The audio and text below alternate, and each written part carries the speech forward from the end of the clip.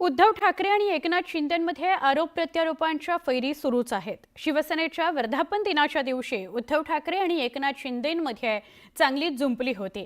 गद्दारांनो, हिम्मत असेल तर अंगावर या, कम ऑन किल मी असं आव्हान उद्धव ठाकरे यांनी आपल्या भाषणातून दिलं। त्यावरून ठाकरेंना सत्ताधाऱ्यांकडून प्रत्युत्तरही देण्यात आलं। आता मुख्यमंत्र्यांच्या पत्नी अमृता फडणवीस यांनीही भाष्य केलंय। योग दिनाचा संदर्भ देत अमृता फडणवीस यांनी शांततेचं आवाहन केलंय। कोणी आपल्याला मारेल असा विचार करण्याची गरज नाही। आपला देश शांतताप्रिय देश आहे आणि शांतिप्रिय पक्ष राज्यात सत्तेत आहे असा मिश्किल टोला अमृता फडणवीस यांनी विरोधकांना लगावला। आम्ही या गद्दारांच्या समोर उभा आहे आणि सांगतोय त्यांना आम्ही कम ऑन किल मी असेल हिम्मत तरी या अंगावर, फक्त अंगावर येणार असाल तर एक गोष्ट नक्की करा। अमिताभ बच्चनचा तो पिक्चर होता ना, अँब्युलन्स घेऊन यायचा, तसा अंगावर माझ्या येणार असेल तर अँब्युलन्स घेऊन यायची, कारण येताना सरळ याल, जाताना आडवे होऊन जाल।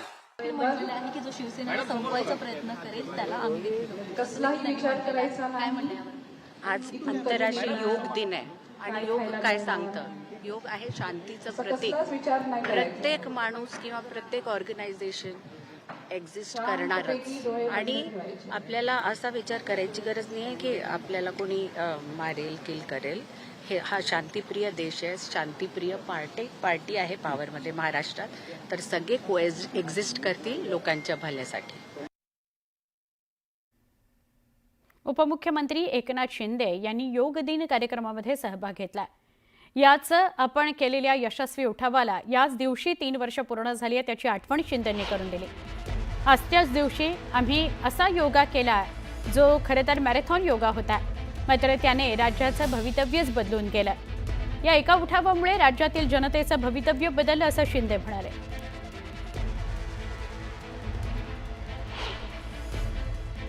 ये योगा उस दिन मैंने भी किया था और वो मैराथन योगा था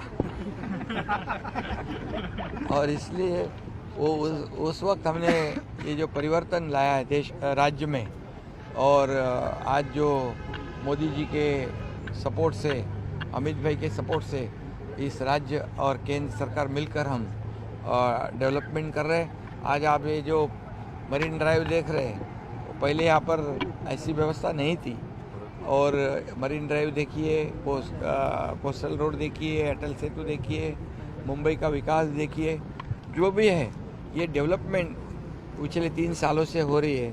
और इसलिए वो 21 तारीख वाला दिन महाराष्ट्र के लिए बहुत बड़ा भाग्यशाली रहा है डेवलपमेंट के एंगल से हम देखें तो।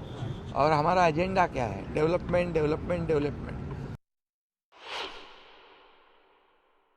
आजच्या दिवशीच शिंदे साहेबांनी उठाव केला आणि आज आपण पाहत आहे की महाराष्ट्रामध्ये कशा प्रकारे जेव्हा महायुतीचं सरकार आलं आणि ज्या प्रकारे कामं झाली, मला वाटत नाही की याच्या अगोदर कधी एवढी कामं जी आहे ती झाली होती। माननीय मुख्यमंत्री एकनाथजी शिंदे साहेब जेव्हा महाराष्ट्राचं नेतृत्व करत होते आणि आज ते उपमुख्यमंत्री म्हणून नेतृत्व करत आहेत, मला वाटतं गेले 3 वर्ष चांगलं काम सरकारकडून होतं आहे। आज देवेंद्र फडणवीस जी मुख्यमंत्री आहेत, त्यांच्या माध्यमाने त्यांच्या नेतृत्वाखाली कामं जी आहेत आज या महाराष्ट्रामध्ये सुरू आहेत आणि महाराष्ट्र आज पुढे जातो आहे, वेगाने पुढे जातो आहे। ज्यासाठी हा उठाव केला होता, आज का उठाव केला हे लोकांना पण कळतं आहे की जे इन्फ्रास्ट्रक्चर्स आपण पाहत आहे ते मुंबईमध्ये कशा प्रकारे ज्या इन्फ्रास्ट्रक्चरची डेव्हलपमेंट होते, कशा प्रकारे पॉलिसीज डिसिजन घेतले जातात, कशा प्रकारे तळागाळातील घटकाला न्याय देण्याचं काम करतो आहे, वेगवेगळे अमेंडमेंट्स केले जात आहेत, वेगवेगळे स्कीम्स आणल्या जात आहेत, पॉलिसीज आणल्या जातात। मला वाटतं खूप महत्त्वाचं आहे की ज्याच्यासाठी हा उठाव केला होता तो आज लोकांनी देखील ते स्वीकारलं। विधानसभेमध्ये लँडस्लाईड विक्ट्री लोकांनी दिली आणि आता पुढे महानगरपालिका, नगरपालिका, जिल्हा परिषदमध्ये देखील तेच रिपीट होईल। मनसेच्या केंद्रीय समितीची आज पुन्हा बैठक होती आहे।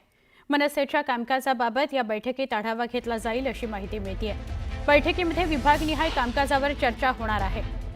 महत्त्वाची बातमी आहे, मनसे गेले काही दिवस ॲक्शन मोडवर आलेली बघायला मिळते आहे। मनसेच्या मागच्या आठवड्यातही वीकेंडला बैठकांवर बैठका सुरू होत्या।